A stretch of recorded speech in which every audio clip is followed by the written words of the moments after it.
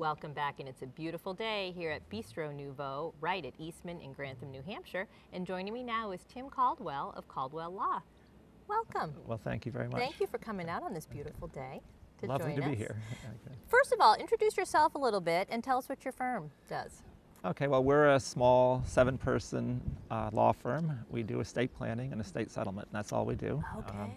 We practice on both sides of the river, New Hampshire and Vermont, and that's what we spend our time doing. Okay, is that unusual for a firm to be that specialized? Well, yeah, it was. More and more firms, I think, are specializing, and it was a big leap for us to make that decision 15 years ago, and I wondered if there'd be enough business, and actually business started booming after we specialized. Great. Well, I think it's nice to have a specialist, particularly when we're talking about estate. So why would you have an estate plan? Well, there are lots of reasons for that, and our clients tell us, well, they want to get things organized for their kids, they want to make it easy for their spouse or whoever they leave behind. An overriding, continual theme is peace of mind. They want to have peace of mind that things are taken care of. One thing that's pretty interesting, when we ask the question, or they're telling us, they're always jumping to after death. And many people, most people I would say, forget about themselves and how do things work if they lose the ability to make decisions for themselves. So planning for one's incapacity, when I can't make decisions about my health care or about my finances, is a very, very important part of estate planning. So we try to get people to start from today, and think of number one, think of yourself first. I would have never thought of that as part of an estate plan. No, absolutely. That's a very big deal. And we spend a lot of time with that and trying to coordinate what we call our clients' helpers. The technical or legal term is agent. So who makes decisions for me if I lose the ability to make healthcare decisions? Okay. Who makes decisions for me if I can't make financial decisions anymore? And that's a financial agent. And those are both really critical players in all estate plans. So that's a very big deal. Yep, that's how you start the conversation. Right. Now, what are some of the common tools?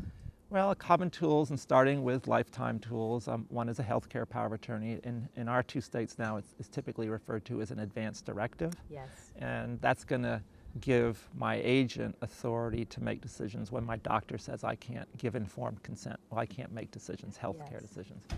The other common tool for lifetime is a financial power of attorney.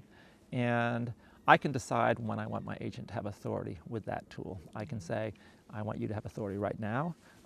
Or I can say, well, no, I think I'll wait until I lose capacity. And I may change my mind down the road, but right now I want to maintain control. I don't want to give you authority to make financial decisions.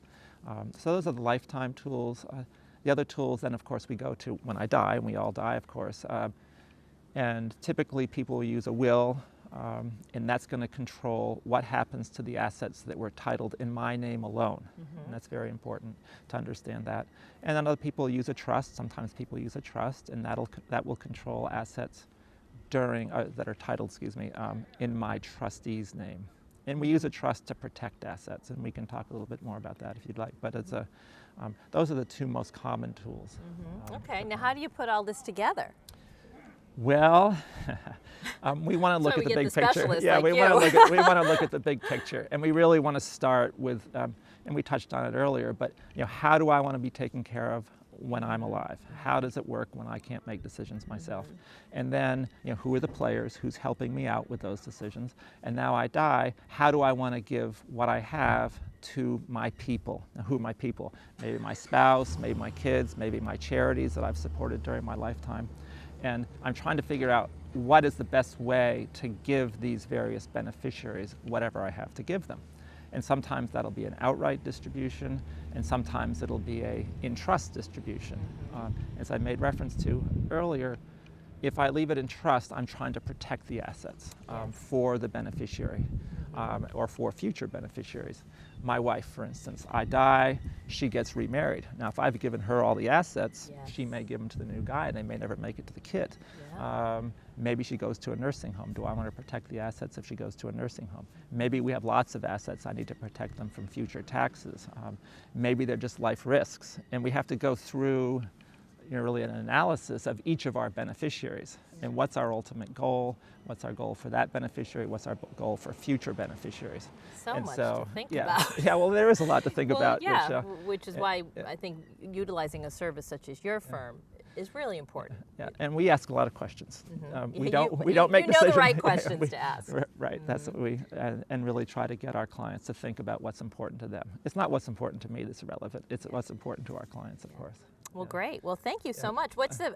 I'm sure we've got plenty of audience members. This will get them thinking. Okay, didn't want to do it, but time to do it. Time to think to about Tim. that. Well, what's the best way to get in touch with your firm? Well, we have a phone, of course, up in Lebanon. You still have a phone. We still have a phone. Great. We're old school. We use phones. You need a phone. We have a phone, Absolutely. and we're up there in Lebanon on the Hanover-Lebanon border, and we also have a website. It's easy to get in touch with that way. Great. Well, good. Well, thanks for all the information, and thanks for joining us today. Well, thank you very much. Take care. Okay.